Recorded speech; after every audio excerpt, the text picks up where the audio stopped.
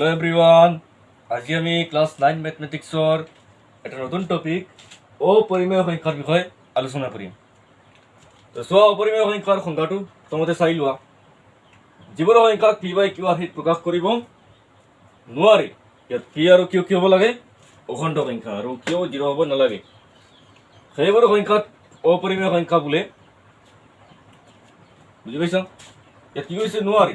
আগতে আছিল নহয় পৰিমেয় সংখ্যাৰ সংজ্ঞা, য'ত কি আছিল? যিবোৰ সংখ্যাক p বাই q আৰ্হিত প্ৰকাশ কৰিব পাৰি, আৰু ইয়াত কি কৈছে? নোৱাৰি। সেইবোৰ সংখ্যাক অপৰিমেয় সংখ্যা বুলি। আকৌ ইয়াত কৈছিল নহয় যে p বাই q আৰ্হিত প্ৰকাশ কৰিব নোৱাৰি, তোমালোকে ক'বা যে পৰিমেয় সংখ্যাবোৰৰতো সংখ্যাৰ এটা স্থান আছে, অপৰিমেয় সংখ্যাৰ নাই নেকি? তেনেকুৱা নহয়, অপৰিমেয় সংখ্যাবোৰৰ বাবে সংখ্যাৰ এটা নিৰ্দিষ্ট স্থান আছে। তোমালোকে পৰিমেয় সংখ্যাৰ সংজ্ঞা পাই আহিছিলা। আন্দোলন দিব পাৰি যে দুটা অখণ্ড সংখ্যাৰ যিবোৰ সংখ্যাক দুটা অখণ্ড সংখ্যাৰ অনুপাত হিচাপে প্ৰকাশ কৰিব পাৰি, তেনেবোৰ সংখ্যাক পৰিমেয় সংখ্যা বোলে। এইটোৰে আমি ক'ব পাৰি। তো ইয়াত কি হ'ব? এইটো উল্টা হ'ব। যিবোৰ সংখ্যাক দুটা অখণ্ড সংখ্যাৰ অনুপাত হিচাপে প্ৰকাশ কৰিব নোৱাৰি, তেনেবোৰ সংখ্যাক অপৰিমেয় সংখ্যা বোলে। কেইটা উদাহৰণ চাই লোৱা। √2 অৰ্থাৎ 2ৰ বৰ্গমূল, √3 3ৰ বৰ্গমূল, পাই, আৰু ইয়াত এটা দশমিক বিস্তৃতি দিয়া আছে। তোমালোকে অলপ চাই লোৱা ভালকে। ইয়াত দশমিক বিস্তৃতি ৰিপিটিং কৰা নাই। ৰিপিটিং মানে বুজি পাইছা? পুনৰাবৃত্তি হোৱা নাই। অসমীয়াটো গৈ আছে, কিন্তু এই পৌনপুনিক নহয়, পুনৰাবৃত্তি কৰা নাই। বুজি পাইছা? তেনেদৰে চাই লোৱা এটা পৰিমেয় সংখ্যা যদি এনেকৈ থাকে 0.121212, তো এইদৰে থাকিলে আমি বুজি পাওঁ যে এইটো ৰিপিটিং কৰি আছে, মানে এইটো p বাই q আৰ্হিত প্ৰকাশ কৰিব পাৰি। বুজি পাইছা? এইটো পাৰিম আমি, কিন্তু এইটো আমি নোৱাৰি। ঠিক আছে?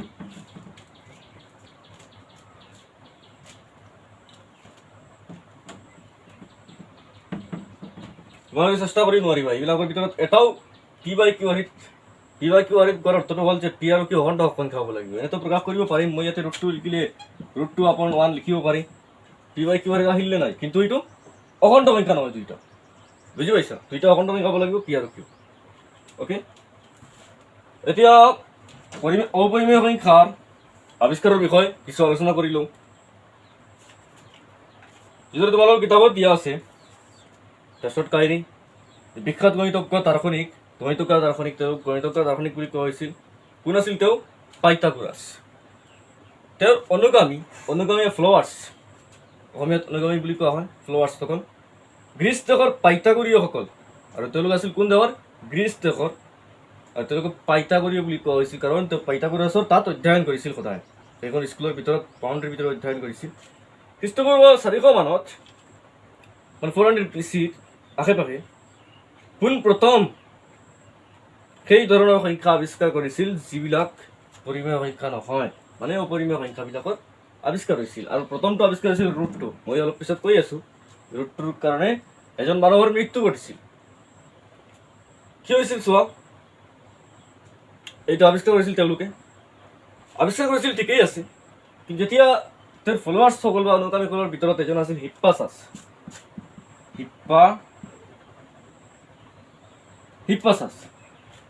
এই হিপ্পাছাছে কি কৰিছিল? তেওঁৰ ঘৰ আছিল কটন নামৰ গাঁও এখনত।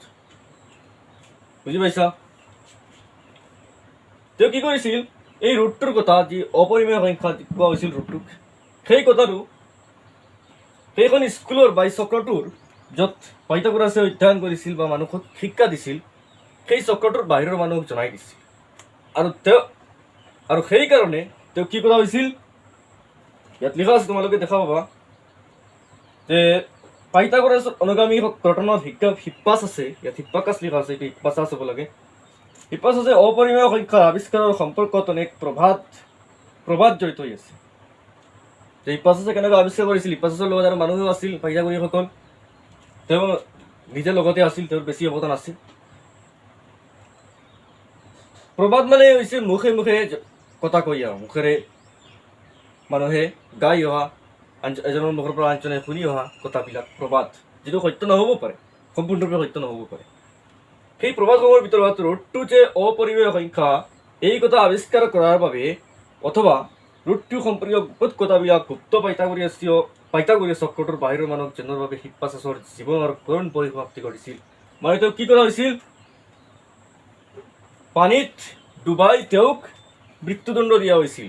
কাৰণটো হ'ল যে পাইথাগোৰাছে সেই সময়ত কৈছিল যে যিকোনো সংখ্যাক এই পৃথিৱীত আমি দুটা অখণ্ড সংখ্যা নাছিল, সেই সময়ত আৱিষ্কাৰ কৰা আছিল, দুটা পূৰ্ণ সংখ্যাৰ অনুপাত হিচাপে প্ৰকাশ কৰিব পাৰি। পাইথাগোৰাছে কথাটো কৈছিল। আৰু তেওঁৰ ছাত্ৰজন বা তেওঁৰ ফলোৱাৰ্ছজনে কি কৈছিল যে নহয়, এনেকুৱা সংখ্যাও আছে যিটো দেখাইছিল √2, যিটো আমি পূৰ্ণ সংখ্যাৰ অনুপাত হিচাপে প্ৰকাশ কৰিব নোৱাৰি। বুজি পাইছা? মই 2 ল'লে কি কৰিম চোৱা, 2 এটা লৈ ল'লো ইয়াতে, 2/1, ইয়াক আমি এইদৰে লিখিব পাৰি 8/4, আৰু আছে 16/8 লিখিব পাৰিম। তোক কি হ'ল? দুটা পূৰ্ণ সংখ্যাৰ অনুপাত।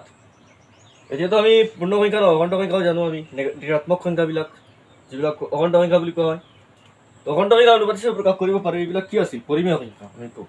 কিন্তু সেই সময়ত অখণ্ড সংখ্যাৰ আৱিষ্কাৰ নাছিল, সেইকাৰণে তেওঁলোকে এইটো ভাবি লৈছিল যে যিকোনো সংখ্যা পূৰ্ণ সংখ্যাৰ অনুপাত হিচাপে প্ৰকাশ কৰিব পাৰি। পাইথাগোৰাছে কৈছিল কথাটো। আৰু এতিয়াতো আমি কেৱল পৰিমেয় সংখ্যাবিলাকৰ কথা এইবিলাক এনেকৈ কওঁ যে যিকোনো পৰিমেয় সংখ্যা দুটা অখণ্ড সংখ্যাৰ অনুপাত হিচাপে প্ৰকাশ কৰিব পাৰি।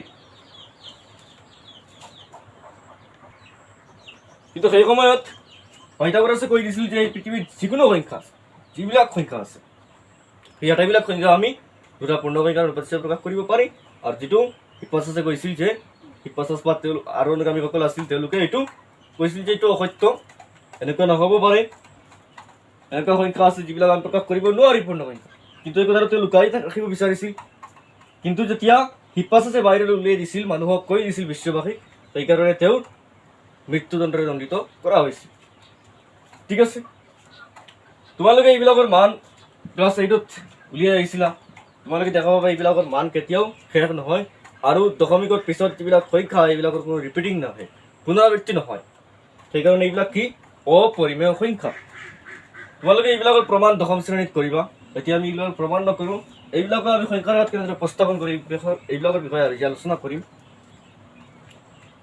তোমালোকে আগতে পাই আহিছা যে এই প্ৰতীকটো আমাক কি বুজায়? বৰ্গমূল, নহয় জানো? যদি মই ইয়াতে 4 লিখি দিওঁ তাহলে কি বুঝাব? 4ৰ বৰ্গমূল, যিটো হ'ব 2।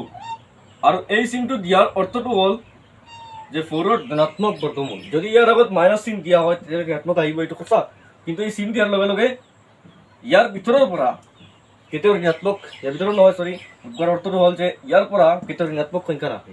আমি এইদৰে লিখিব নোৱাৰি যে √4 - -2²। এইদৰে আমি লিখিব নোৱাৰি। এইদৰে লিখিলেতো আনচাৰটো এনেকৈ আহি যাব √-2। এইটো নহ'ব।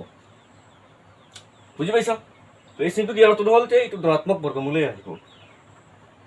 ঠিক আছে, এনেতো আমি জানো যে এটা সংখ্যাৰ বৰ্গমূল এটা নেগেটিভ এটা পজিটিভ থাকিব। অ'কে, এতিয়া প্ৰশ্নটো হ'ল যে পাইথাগোৰীয়সকলে ৰুটটো আৱিষ্কাৰ কৰিছিল কেনেকৈ, যিটো কাৰণে হিপ্পাছাছৰ মৃত্যু ঘটিছিল। আৰু প্ৰথম সংখ্যাটো আছিল অপৰিমেয় সংখ্যাটো √2। বুজি পাইছা? যিটো হিপ্পাছাছ আৰু বাকী অনুগামীসকলে মিলি পেলাই আৱিষ্কাৰ কৰিছিল। তেওঁলোকে কৰিছিল কি? এটা বৰ্গ লৈছিল।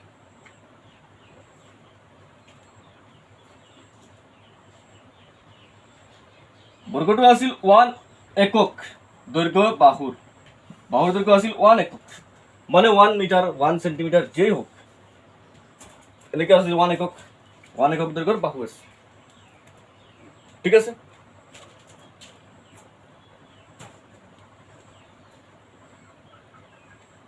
তোমালোকে চোৱা বৰ্গৰ এই মাজেৰে যোৱা এই ৰেখাডাল, এই ৰেখাখণ্ডডাল ডালক আমি কি বুলি কওঁ? বৰ্গৰ কৰ্ণ, হয়নে? কৰ্ণ বুলি কওঁ। আৰু বৰ্গৰ আটাইকেইটা বাহু সমান তোমালোকে জানা। তেতিয়াহ'লে তোমালোকে মোক কোৱাচোন, এই কোণটো 90 ডিগ্ৰী হ'বনে নাই? বৰ্গৰ কি হয়? আটাইকেইটা কোণ 90 ডিগ্ৰী থাকে, হয়নে নহয়? আটাইকেইটা কোণৰ প্ৰতিটো কোণৰ জোখ 90 ডিগ্ৰী হ'ব, এইটো তোমালোকে জানা। আৰু ইয়াত যিটো দৈৰ্ঘ্য হ'ব বৰ্গটোৰ বাহুৰ দৈৰ্ঘ্য, হয়নে নহয়? এতিয়া তোমালোকে চোৱা এটা ত্ৰিভুজ আছে ৰাই বি চি ডি এটা ত্ৰিভুজ চোৱা ইয়াৰ পৰা এই অংকটা এটা ত্ৰিভুজ হৈ গৈছে বৰ্গৰ কৰ্ণ আৰু দুটা বাহু মিলি পেলাই এতিয়া এই দৈৰ্ঘ্যটো বি চি আৰু ডি চি দুইটা কি হ'ব 1 একক হ'বই নাই বেছলি হ'ব 1 একক সেন্টিমিটাৰ হওক মিটাৰ হওক নো প্ৰব্লেম এতিয়া ইয়াৰ দৈৰ্ঘ্য কি হ'ব বি ডি তো তেনেকুৱা তেওঁলোকে কি কৰিছিল পাইথাগোৰীয়সকলে তেওঁলোকে বি ডিৰ মানটো উলিয়াব বিচাৰিছিল যে বি ডিৰ মানটো ইয়াতে কি এনেকুৱা হ'লে আৰু পাইথাগোৰাছে এটা সূত্ৰ দিছিল তোমালোকে আগৰ পৰাই জানা যেটো আছিল অতিভুজ এটা সমকোণী ত্ৰিভুজৰ সূত্ৰ আছিল এইটো কিন্তু অতিভুজৰ বৰ্গ যেটো সমান হয় কাৰ লম্বৰ বৰ্গ এটা সমকোণী ত্ৰিভুজৰ প্লাস ভূমিৰ বৰ্গ হয় নহয় এইটো কি আছিল পাইথাগোৰাছৰ সূত্ৰ এই পাইথাগোৰাছৰ বিষয়ে আলোচনা কৰি আছো এতিয়া তেওঁ এইটো প্ৰথমতে দিছিল আৰু তেওঁৰ ছাত্ৰসকলে এইটো পাইছিল কৰিছিল আৰু তেওঁলোকে এইটো ইয়াতে এপ্লাই কৰি দিছিল কি কৰিছিল তেওঁলোকে এই কামটো কৰিছিল যে বি ডি যদি ইয়াতে পাইথাগোৰাছৰ সূত্ৰ মতে এটা সমকোণী ত্ৰিভুজৰ বাবে এই সূত্ৰটো প্ৰযোজ্য হয় তেতিয়াহ'লে ইয়াততো এটা সমকোণী ত্ৰিভুজ আছে বি চি ডি এটা সমকোণী ত্ৰিভুজ নহয় জানো বি চি ডি ভালকে চোৱা এটা সমকোণী ত্ৰিভুজ 90 ত্ৰিকোণ থকা ত্ৰিভুজ ঠিক আছে তেতিয়াহ'লেতো আমি এতিয়া ক'ব পাৰিম নে নাই যে ইয়াতে B D square is equal to B D মানে এইটো কি হ'ব এই ত্ৰিভুজৰ কাৰণে এইটো অতিভুজ হৈ যাব বৰ্গৰ কাৰণে এইটো কৰ্ণ ত্ৰিভুজ হ'লে কি কওঁ আমি অতিভুজ আৰু বি চি হ'ল লম্ব বি ডি ভূমি তেতিয়াহ'লে বি চি বৰ্গ প্লাছ ডি চিৰ বৰ্গ এইদৰে হ'ব পাৰে ৰিলেশ্যনটো আহিব পাৰে এনেদৰে এই কথা তেওঁলোকে কৈ দিছে এইদৰে হ'বই লাগিব কাৰণ পাইথাগোৰাছে কৈছে এইটো এই সূত্ৰটো দিছে তেওঁলোকে এইদৰে লিখিছিল প্ৰথমতে ঠিক আছে ইমানলৈকে ঠিক আছিল তেওঁলোকে ইয়াত কি কৰিছে এইবিলাক 1 লিখি দিছে কাৰণ 1 একক 1 মান লিখিব পাৰিম এককে কি বুজাই আছে ইয়াত মিটাৰ সেন্টিমিটাৰ যে হওক বুজি পাইছা 1 সেন্টিমিটাৰ হ'লে কি লিখিম আমি 1 সেন্টিমিটাৰ লিখিম নেকি নহয় 1 লিখিম তো এই দুইটা বৰ্গ কৰি পেলাই যোগ কৰিব বিচাৰিছে তেওঁলোকে তেতিয়া আচ্ছা মই এইখিনি মুচি আছো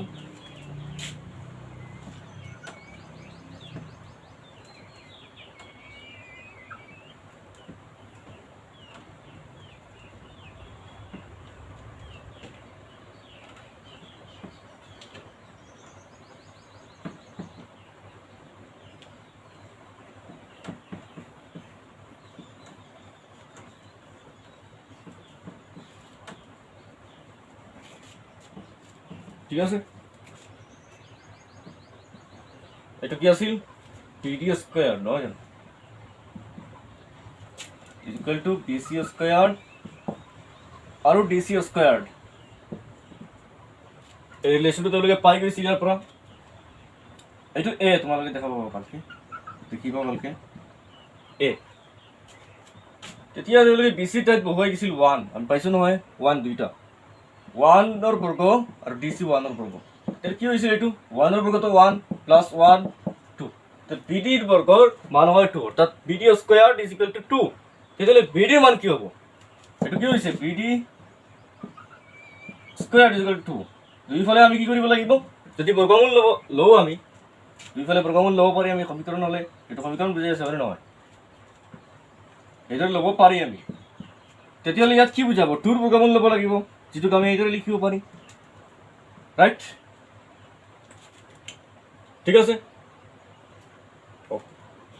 যে বিডি বৰ্গৰ মান যদি 2 হয় তেতিয়ালে বিডি মান কি হ'ব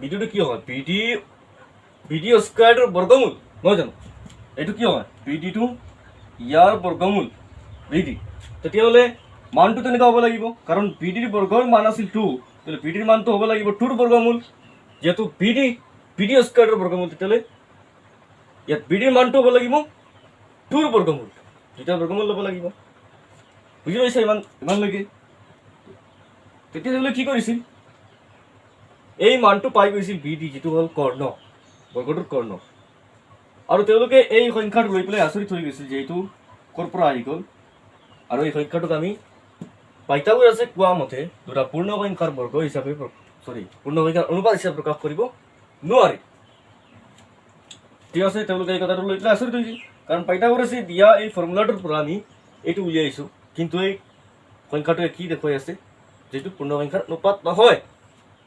আৰু যিটো পাইথাগোৰাছে এসময়ত কৈছিল, আগৰ পৰাই কৈ আহিছিল যে পূৰ্ণ সংখ্যাৰ অনুপাত হিচাপে যিকোনো সংখ্যা প্ৰকাশ কৰিব পাৰি। পিছতে তেওঁ এইটো কথা দেখি পেলাই আচৰিত হৈ গৈছিল। তেওঁ ভিতৰি ভিতৰি লাজ পাইছিল, মানুহৰ আগত লাজ পাইছিল, আৰু সেয়াই আছিল হিপ্পাছাছৰ মৃত্যুৰ কৰুণ পৰিণতি।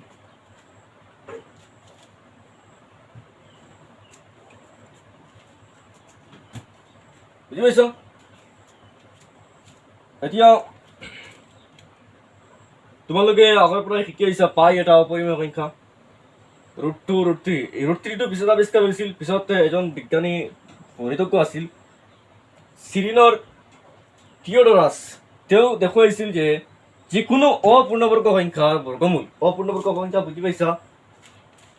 যেনেকৈ 4 এটা পূৰ্ণবৰ্গ সংখ্যা, 4ৰ বৰ্গমূল আমি 2, এটা স্বাভাৱিক এটা অখণ্ড সংখ্যাত পাওঁ বৰ্গমূল, বুজি পাইছা? অখণ্ড সংখ্যাৰ বৰ্গই।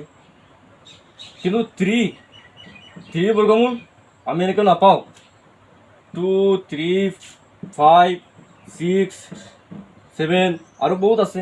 9 এটা পূৰ্ণবৰ্গ সংখ্যা। তো এইবিলাকৰ বৰ্গমূল কি হয়? একোটা অপৰিমেয় সংখ্যা। তেওঁ এইটো কথা দেখুৱাইছিল, ঠিক আছে? এই সংখ্যাবিলাক অপৰিমেয় বুলি কৈছিল, আৰু এইটো তেওঁ দেখুৱাইছিল 425 খ্ৰীষ্টপূৰ্বত, মানে বিফৰ খ্ৰীষ্টৰ জন্মৰ আগত এই ঘটনাটো ঘটিছিল। ইয়াৰ পিছত চোৱা √2 √3 √5 আদি অপৰিমেয়তাৰ প্ৰমাণবিলাক দশম শ্ৰেণীত মই কৈছোঁ নহয় আলোচনা কৰা হ'ব। আৰু যদি চোৱা পাইৰ বিষয়, বিভিন্ন সংস্কৃতিৰ লগত বহু হাজাৰ হাজাৰ বছৰ ধৰি পৰিচিত পাইৰ বিষয়ে আমি নেক্সট অনুচ্ছেদত আমি আলোচনা কৰিম। ইয়াত মই অলপ অভাৰভিউ দি আছোঁ পাইনো আচলতে কি।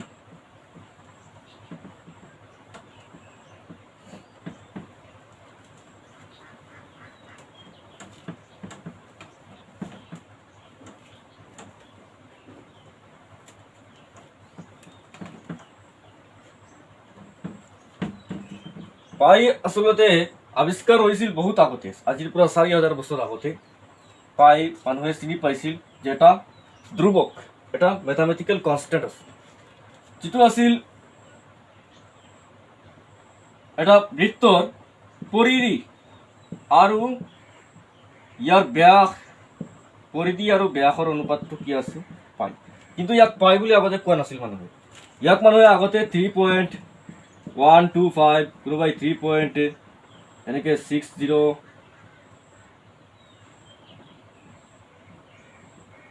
নহয়, চৰি, প্ৰথমতে 3 আৱিষ্কাৰ হৈছিল। প্ৰথমতে মানুহে কৈছিল যে পৰিধি আৰু ব্যাসৰ অনুপাতটো 3, অৰ্থাৎ ব্যাসৰ 3 গুণ পৰিধি। পিছত মানুহে কৈছিল 3.125, পিছত এনেকৈ আহিছিল, আৰু আৰ্কিমিডিছেও ইয়াৰ বিষয়ে উলিয়াইছিল ইয়াৰ মানটো, কিন্তু কোনেও ইয়াৰ একজেক্ট মানটো উলিয়াব নোৱাৰিছিল। আৰ্কিমিডিছেও কৈছিল যে মই এতিয়ালৈকে উলিয়াব নোৱাৰিছোঁ একজেক্ট ভেলুটো। কিন্তু এইটো অপৰিমেয় বুলি আগতে চিনাক্ত হোৱা নাছিল। ইয়াৰ পাই যিটো চিহ্ন, এইটো হ'ল গ্ৰীক এলফাবেটৰ এটা আখৰ, বুজি পাইছা? গ্ৰীক বৰ্ণমালাৰ এটা আখৰ। সেই আখৰটো লোৱা হৈছিল অপৰিমেয় সংখ্যা বুলি চিনাক্ত হোৱাৰ আগতে লোৱা হৈ গৈছিল। পাই বুলি কোৱা হৈ গৈছিল পৰিধি আৰু ব্যাসৰ অনুপাতটোক। কিন্তু এই অপৰিমেয় সংখ্যা বুলি কোৱা হৈছিল কেতিয়া? 17 শতিকাৰ শেষৰ ফালে। আৰু পাই বুলি চিহ্নিত কৰা হৈছিল 17 শতিকা প্ৰথমতে, একেবাৰে, বুজি পাইছা? প্ৰথম ভাগত। আৰু এই কথাটো কোনে দাঙি ধৰিছিল? লেম্বাৰ্ট আৰু লিয়েজাণ্ডাৰে দাঙি ধৰিছিল যে তেওঁলোকে কৈছিল পাই এটা অপৰিমেয় সংখ্যা। ঠিক আছে, ইয়াৰ বিষয়ে নেক্সট ছেকশ্যনত আলোচনা কৰা হ'ব। গতিকে চোৱা, বাস্তৱ সংখ্যা, আমি পৰিমেয় সংখ্যা আৰু অপৰিমেয় সংখ্যাৰ বিষয়ে পঢ়ি আহিছোঁ, ঠিক আছে? এইবিলাক মিলাই পেলাই পৰিমেয় আৰু অপৰিমেয় সংখ্যাবিলাক লগ হৈ আমি যদি এইদৰে ধৰি লওঁ যে ইয়াতে আটাইবিলাক পৰিমেয় সংখ্যা সোমাই আছোঁ, ঠিক আছে? আটাইবিলাক আমি তেনেকৈ সোমাব নোৱাৰি। আমি ইমাজিন কৰি লৈছোঁ যে আটাইবোৰ পৰিমেয় সংখ্যা ইয়াতে পৰি আছে, ঠিক আছে? পৰিমেয় সংখ্যাৰ সংগ্ৰহ। আৰু ইয়াত ধৰি লোৱা আটাইবোৰ অপৰিমেয় সংখ্যা, ঠিক আছে? এইটো মানে বুজাইছে পৰিমেয় সংখ্যা নহয় কিউ ডেছ। তেতিয়াহ'লে এই গোটেইখিনি মিলি পেলাই যিটো হ'ব বা যিটো সংগ্ৰহ হ'ব, ইয়াত পৰিমেয় সংখ্যা, ইয়াত অপৰিমেয় সংখ্যা, গোটেইখিনি একেলগে মিলি গ'ল। আমি আটাইখিনি পৰিমেয় সংখ্যাত সোমাই আছোঁ, ইয়াত আটাইখিনি অপৰিমেয় সংখ্যাত সোমাই আছোঁ। এতিয়া গোটেইখিনি একেলগ হোৱাৰ পিছত যিটো মুঠ সংগ্ৰহ হৈছে, সংগ্ৰহৰ সৃষ্টি হৈছে, সেই সংগ্ৰহটোক কোৱা হ'ব যে ৰিয়েল নাম্বাৰ্ছ বা বাস্তৱ সংখ্যা। বুজি পাইছা? পৰিমেয় আৰু অপৰিমেয় সংখ্যাবিলাক লগ হৈ পোৱা সংগ্ৰহটোৱে হ'ল বাস্তৱ সংখ্যাৰ সংগ্ৰহ। ইয়াক কোৱা হ'ব কি? বাস্তৱ সংখ্যাৰ সংগ্ৰহ। আৰু ইয়াৰ ভিতৰত প্ৰতিটো সংখ্যা লাগিলেই পৰিমেয় হওক অপৰিমেয় হওক, ইয়াক কি কোৱা হ'ব? বাস্তৱ সংখ্যা। আৰু তোমালোকে এই কথাটো জানা যে স্বাভাৱিক সংখ্যা, অখণ্ড সংখ্যা, পূৰ্ণ সংখ্যা আটাইবোৰ এই পৰিমেয় সংখ্যাৰ ভিতৰতে পৰে, হয়নে? যদি ইয়াতে মই লিখি দিওঁ অখণ্ড সংখ্যা, পূৰ্ণ সংখ্যা, ডাব্লিউ, এইটো ক'ত পৰিব? পৰিমেয় সংখ্যাৰ ভিতৰত। আৰু পৰিমেয় সংখ্যা ক'ত পৰিব? বাস্তৱ সংখ্যাৰ গোটৰ ভিতৰত, সংগ্ৰহৰ ভিতৰত। বাস্তৱ সংখ্যা বুলি উচ্চাৰণ কৰিলে পৰিমেয় হ'ব পাৰে, অপৰিমেয় হ'ব পাৰে। কিন্তু পৰিমেয় বুলি উচ্চাৰণ কৰিলে ই অপৰিমেয় নহয়, ই পৰিমেয়, বেলেগ। ইয়াৰ ভিতৰত যিকোনো সংখ্যা হ'ব পাৰে, পূৰ্ণ সংখ্যা, অখণ্ড সংখ্যা, স্বাভাৱিক সংখ্যা। ঠিক আছে? অখণ্ড সংখ্যা আমি এনেদৰে লিখিছিলোঁ, আগতে পাই আহিছিলা তোমালোকে। আৰু ইয়াতে স্বাভাৱিক সংখ্যা। বুজি পাইছা? মানে অখণ্ড সংখ্যা যিটো ছেট বা সংগ্ৰহ, সকলো অখণ্ড সংখ্যা সোমাই আছে ইয়াতে। এইটো ক'ত সোমাব? প্ৰথমতে পৰিমেয় সংখ্যাৰ ভিতৰত, আৰু পিছত এই অখণ্ড সংখ্যাৰ ভিতৰত পৰিব পূৰ্ণ সংখ্যা, আৰু ইয়াৰ ভিতৰত স্বাভাৱিক সংখ্যা। বুজি পাইছা? তো এইদৰে আমি ক'ব পাৰোঁ। এতিয়া তোমালোকে পাই আহিছা পৰিমেয় সংখ্যাবিলাকক সংখ্যাৰ আকাৰত উপস্থাপন কৰিব পাৰোঁ। অপৰিমেয় সংখ্যাবিলাকক পাৰোঁ বুলি মই কৈছোঁ এইমাত্ৰ, অপৰিমেয় সংখ্যাৰ সংখ্যাটোত। তো সেই কথাটো লক্ষ্য কৰি 1870 খ্ৰীষ্টাব্দত দুজন জাৰ্মান গণিতজ্ঞ জি কেণ্টৰ আৰু আৰ ডেডেকিণ্ড, এই দুজন গণিতজ্ঞই কৈছিল যে প্ৰতিটো বাস্তৱ সংখ্যাৰ অনুৰূপে সংখ্যাৰ ৰেখাডালত এটা বিন্দু আছে। আমি পাই আহিছোঁ পৰিমেয় সংখ্যা আৰু সংখ্যাৰ ৰেখাডালত বিন্দু এটা আছে। যিকোনো এটা পৰিমেয় সংখ্যাৰ কাৰণে এটা অদ্বিতীয় বিন্দু থাকিব, অপৰিমেয় সংখ্যাৰ কাৰণেও আছে। তোমালোকে পাবা পিছতে সংখ্যাৰ ৰেখাত এতিয়া উপস্থাপন কৰিবা। তেতিয়াহ'লে বাস্তৱ সংখ্যাৰ কিয় নাথাকিব? কাৰণ বাস্তৱ সংখ্যাটো গঠিত হৈছে পৰিমেয় আৰু অপৰিমেয় সংখ্যাৰে। এতিয়া তেওঁলোকে কৈছিল যে প্ৰতিটো বাস্তৱ সংখ্যা, যেনেকৈ লোৱা ইয়াতে মই 1/2 এটা বাস্তৱ সংখ্যা লৈ লৈছোঁ, ই পৰিমেয় সংখ্যা, এইটো বাস্তৱ সংখ্যা হ'ব 1/2। কাৰণ পৰিমেয় সংখ্যা ক'ত পৰে? বাস্তৱ সংখ্যাৰ সংগ্ৰহৰ ভিতৰত পৰে। ইয়াত অপৰিমেয় থাকিব পাৰে। ঠিক আছে, 1/2 এটা বাস্তৱ সংখ্যা। তেওঁলোকে কি কৈছিল যে যিকোনো বাস্তৱ সংখ্যাৰ কাৰণে বাস্তৱ সংখ্যাৰ অনুৰূপে, অৰ্থাৎ ই কিমান সৰু বা কিমান ডাঙৰ। আমি জানো 1/2 0তকৈ ডাঙৰ, 1তকৈ সৰু, 0 আৰু 1ৰ ঠিক মাজত থাকে। তো সেই অনুসৰি সংখ্যাৰ ৰেখাটো কি হ'ব? একেবাৰে মাজত থাকিব 0 আৰু 1ৰ, সেই অনুৰূপে থাকিব। আৰু এনেকুৱা নহয় যে 1/2ক আমি যিকোনো ঠাইত বহুৱাই দিব পাৰি, সেইটো নহয়। বুজি পাইছ? এটা বিন্দু আছে বুলি কৈছে। আৰু সেইদৰে সংখ্যাৰ ৰেখাৰ প্ৰতিটো বিন্দুৰ অনুৰূপে এটা অদ্বিতীয় বাস্তৱ সংখ্যা আছে। আকৌ উল্টাকৈ কথাটো কৈছে যে সংখ্যাৰ ৰেখাত যদি প্ৰতিটো বিন্দু আমি বাচিলোঁ, মই যদি 1/2 এটা বিন্দু ধৰি লৈছোঁ, ইয়াৰ একেবাৰে লগত ইয়াত বিন্দু আছে, আটাইবোৰ বিন্দু, অৰ্থাৎ প্ৰতিটো বিন্দুৰ বাবে এটা অদ্বিতীয়, প্ৰতিটো বিন্দুৰ অনুৰূপে এটা অদ্বিতীয় বাস্তৱ সংখ্যা আছে, বা প্ৰতিটো বিন্দুৰ অনুৰূপে বাস্তৱ সংখ্যাৰ সংগ্ৰহটোত এটা অদ্বিতীয় সংখ্যা আছে। বুজি পাইছ? অৰ্থাৎ সংখ্যাৰ ৰেখাত যদি ইয়াত মই এটা বিন্দু উলিয়াই লওঁ, ইয়াত ধৰিলে 2 আছে, তো এই বিন্দুটো কি হ'ব? 3/2, হয়নে? 3/2 হ'ব। এই 3/2টো ক'ত পৰিছে? 1 আৰু 2ৰ মাজত সংখ্যাৰ ৰেখাত। তেতিয়াহ'লে আমি কি বুজি পাম এইটো? যে বাস্তৱ সংখ্যাটো 1তকৈ ডাঙৰ, 2তকৈ সৰু, 1 আৰু 2ৰ ঠিক মাজতে পৰিব। বুজি পাইছা? এই বিন্দুৰ কাৰণে 3/2, বেলেগ বিন্দুৰ কাৰণে বেলেগ সংখ্যা এনেকৈ থাকিব। ঠিক আছে?